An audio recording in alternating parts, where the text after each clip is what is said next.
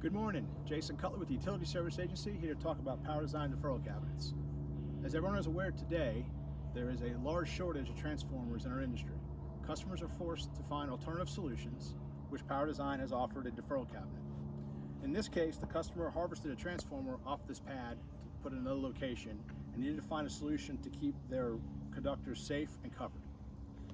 Power Design offers a variety of solutions on this cabinet. I'll go through a few of those.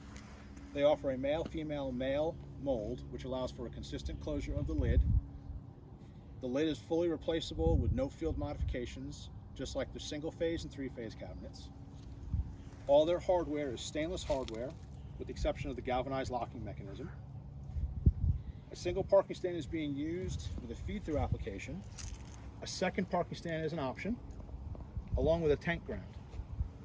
Inside the cabinet, you notice there's a flange, which allows for easy connection to your pad.